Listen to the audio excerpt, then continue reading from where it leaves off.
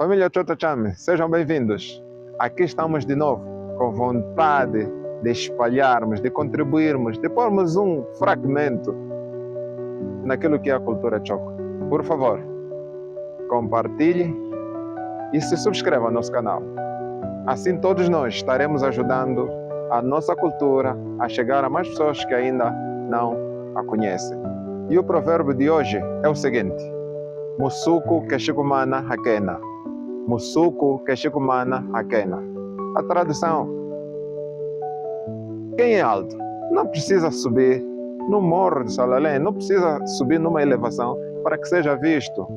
Onde tiverem muita gente, o alto não precisa se elevar, porque de longe será visto. As pessoas poderão descobrir que o fulano que está naquele meio é alto. Não precisa subir em nenhum objeto. A interpretação é a seguinte: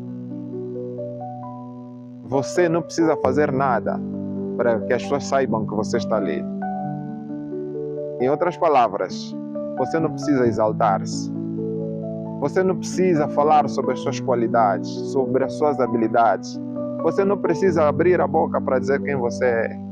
Você não precisa exaltar-se para que as pessoas saibam que você é o licenciado, você é o doutor, você é o formado, você é o engenheiro. Você não precisa.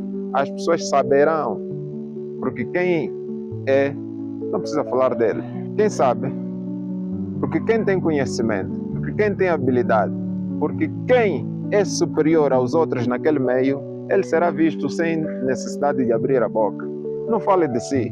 Não faça nada para a autopromoção, porque o provérbio nos ensina que quem é alto não precisa elevar-se.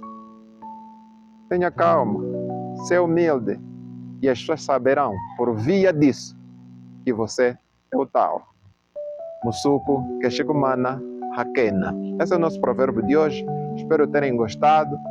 Partilhem, façam com que outras pessoas aprendam. Se lembrem-se que Musuku keshikumana hakena. Muito obrigado.